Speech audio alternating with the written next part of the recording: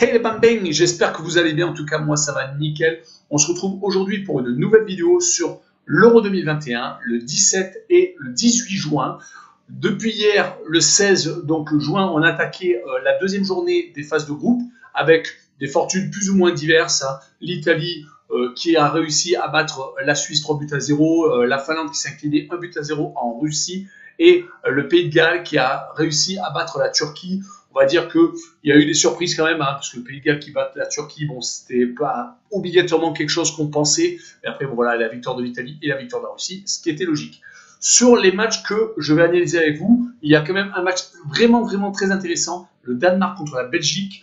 Il y a des matchs un peu moins, on va dire, en vue, comme l'Ukraine contre la Macédoine du Nord, les Pays-Bas contre l'Autriche. Ça va être intéressant de regarder ce que donnent les coéquipiers de paille.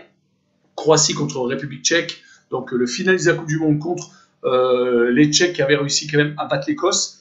L'Angleterre contre l'Écosse, donc un duel entre Britanniques et la Suède contre la Slovaquie. Avant de commencer cette analyse, n'hésitez pas à un petit commentaire, un petit pouce et surtout abonnez-vous.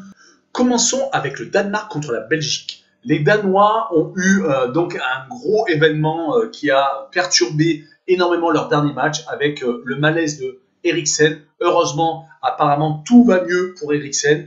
Il est conscient, il est sorti de cette espèce de petit coma là qui a vraiment tenu en haleine tout le monde. Malheureusement, donc pour les Danois, même si Eriksen leur a dit de retourner sur le terrain, ses coéquipiers se sont inclinés contre la Finlande. Ça a un peu biaisé donc leur début d'Euro. Ça va être vraiment très dur, car là, ils jouent à la Belgique. Les Danois ont eu deux seules défaites sur les 11 derniers matchs avant, bien entendu, cette défaite contre la Finlande. Hein. Cette défaite de la Finlande, on va la mettre de côté car c'est vraiment un événement assez spécial. Mais sur les 11 matchs d'avant, ils n'avaient perdu que 2 fois. C'était 2 fois contre les Belges, à l'aller et au retour dans des éliminatoires. Donc c'était quand même une équipe, la Belgique, qui est un peu leur bête noire actuellement. Avant d'arriver à cet Euro, ils ont réussi, les Danois, à faire match nul contre les Allemands.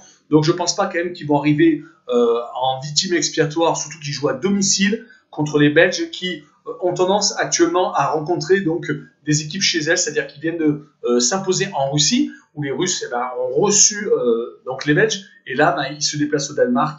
Donc c'est à chaque fois une équipe qui arrive, on va dire théoriquement favorite, mais bon, qui peut très bien être battue.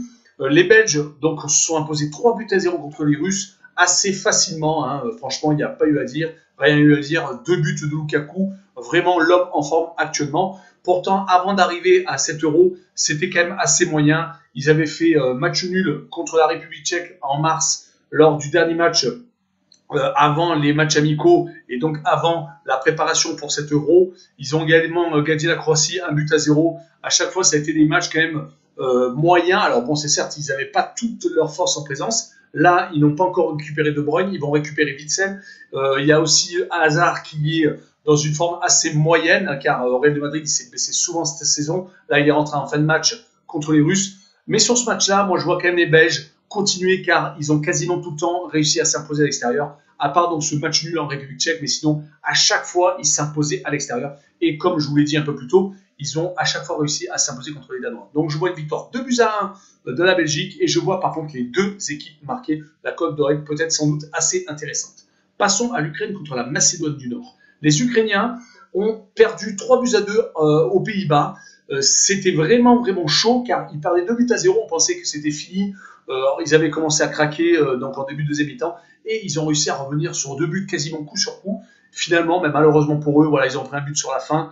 Mais c'est une équipe Ukraine qui est vraiment embêtante, car avant de perdre ce match contre les Pays-Bas, ils avaient réussi à enchaîner 6 matchs sans défaite, dont le tout premier, c'était contre la France, en France, donc au Stade de France, 1 but partout. C'est une équipe qui s'est préparée contre des équipes vraiment de moindre niveau, pas extraordinaire. Donc là, ça tombe bien.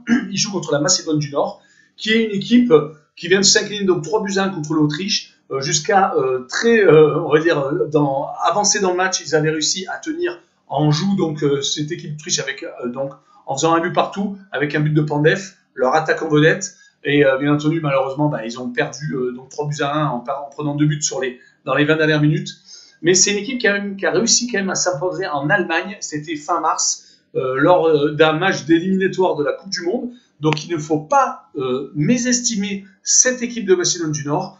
Ils ont réussi quand même une bonne petite préparation. Mais voilà, je vois quand même l'Ukraine qui jouera sur terrain neutre, c'est à Bucarest. Je vois l'Ukraine quand même s'imposer 1-0, car quand ils jouent contre des équipes de ce niveau-là, ils ont quand même tendance à être assez sérieux. Et je vois le moins de 2,5 buts sur le match. Passons aux Pays-Bas contre l'Autriche. Les Pays-Bas vont jouer à Amsterdam, donc une fois de plus à domicile. Ils viennent donc de gagner 3-2 l'Ukraine.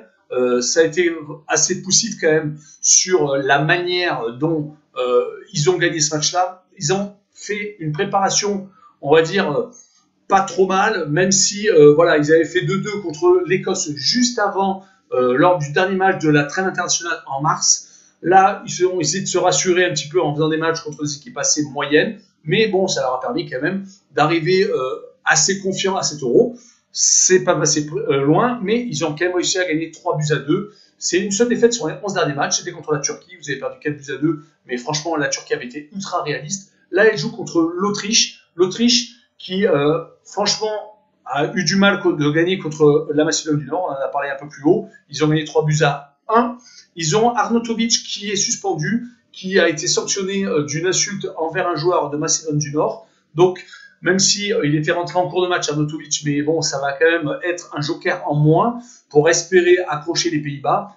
C'est un pays, l'Autriche, qui n'a pas gagné contre des grosses équipes, qui n'a pas d'énormes victoires sur les 6 derniers matchs à l'extérieur, car là, ils jouent à l'extérieur. C'est 4 victoires et une défaite quand même. Hein. C'est vraiment pas mal, mais c'est des victoires contre la Norvège, la Roumanie, l'Irlande du Nord. Voilà, c'est pas non plus des équipes extraordinaires, même si à la Norvège, il y a Haaland. Et voilà, malheureusement, il n'y a que Haaland dans cette équipe de Norvège qui, malheureusement, bah, voilà, ils n'ont pas été qualifiés pour l'Euro. Donc, ça prouve le niveau de la Norvège actuellement. L'Autriche s'est incliné 1-0 en Angleterre pour sa préparation. Ils avaient été battus fin mars, à domicile contre Danemark 4-0. Donc, sur ce match-là, je vois une victoire quand même des Pays-Bas 2-1 et je vois le plus de 2,5 buts sur le match. Passons à la Croatie contre la République tchèque. Les Croates ne sont plus aussi forts qu'en 2018 où ils avaient réussi à atteindre la finale de la Coupe du Monde. Là, franchement, c'est assez moyen. Ils viennent de perdre 1-0 contre l'Angleterre. Ils avaient perdu 1-0 contre la Belgique en phase de préparation. Donc, c'est une équipe qui, malheureusement, à part des victoires contre Chypre et contre Malte sur les 10 derniers matchs, n'ont pas gagné autre chose que donc la Chypre et Malte. C'est vraiment assez moyen. Ils ont tendance à perdre quand même assez souvent lors des matchs à l'extérieur. Là, ils jouent à Glasgow, donc c'est un match à l'extérieur. Mais bon, la République tchèque également se déplace. C'est une équipe, franchement, qui a vraiment du mal. Leurs vedettes sont vieillissantes. Ils n'ont pas réussi à renouveler on va dire leurs joueurs. Ils ont Keita derrière, le joueur de l'Olympique de Marseille qui a été assez moyen contre l'Angleterre. Là, ils jouent contre les Tchèques qui arrivent gonflés à bloc, qui viennent de s'imposer contre l'Écosse 2-0. Leur buteur Patrick Schick a vraiment été assez énormissime, dont ce but-là, quasiment du milieu de terrain. Franchement, ça va être compliqué de jouer contre la République tchèque. C'est une équipe qui a joué énormément contre des gros adversaires, que ce soit fin mars ou pendant la préparation. Ils n'ont pas gagné, bien entendu, beaucoup de monde, hein, mais bon, voilà, de jouer contre des gros adversaires, ça leur permet quand même de peut-être arriver contre des équipes de leur niveau avec plus d'expérience. Ils ont fait un nul contre la Belgique, donc il n'y a pas si longtemps que ça, c'était en mars, et ils ont perdu par contre en préparation 4-0 en Italie. Mais sur ce match-là, moi je vois les Tchèques accrocher les Croates et je vois le 1 but partout, et je vois le home no bet, donc la Croatie jouera à domicile, sur bien entendu du tirage au sort. Je vois le match nul remboursé, 6 victoires de la Croatie. Passons à l'Angleterre contre l'Écosse, le match entre Britanniques. Les Anglais sont favoris donc pour les bookmakers à hauteur de la France. Donc c'est vraiment une équipe qui en fait va jouer quasiment tous ses matchs à domicile. Si elle va jusqu'au bout, ça sera en demi-finale et en finale. Ils joueront également chez eux. C'est une équipe qui, sur les 7 dernières victoires, a réalisé 6 clean sheets. Leur seul but encaissé, c'était contre la Pologne.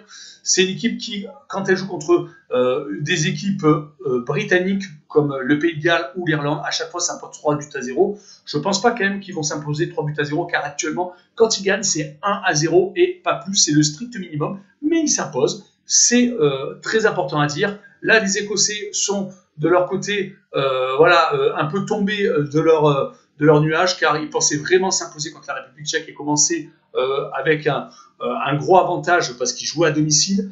Avant de perdre malheureusement pour eux contre les Tchèques, ils avaient réussi 5 matchs sans défaite, dont un 2-2 aux Pays-Bas. Donc c'était vraiment étonnant qu'ils s'inclinent comme ça à domicile. Sur ce match-là, moi je vois l'Angleterre s'imposer, donc 1-0, et je vois le moins de 2,5 buts sur le match. Finissons cette vidéo avec Suède contre la Slovaquie. La Suède donc n'a pas Ibrahimovic, malheureusement pour eux, mais voilà, ils ont réussi à faire 0-0 contre l'Espagne en mettant les barbelés derrière et en malheureusement jouant pas un super football, mais ils ont été efficaces car ils n'ont pas pris de but chez les Espagnols, car les Espagnols jouaient à domicile. C'est 6 matchs sans défaite, donc c'est vraiment pas mal. Ils ont un attaquant, Isaac, qui a été vraiment vu contre les Espagnols, ce qui limite était logique car il joue en Espagne à la Real Sociedad. C'est un seul but marqué sur les 6 derniers matchs. Donc la Suède, il faut vraiment les prendre au sérieux. Par contre, ils sont un peu en difficulté contre les gros. Ça, c'est un peu embêtant, mais bon, là, la Slovaquie n'est pas un gros. Donc, ça peut jouer, certes. Mais les Slovaques, ils ont réussi à s'imposer 2-1 contre la Pologne. Ça, franchement, c'était une grosse surprise.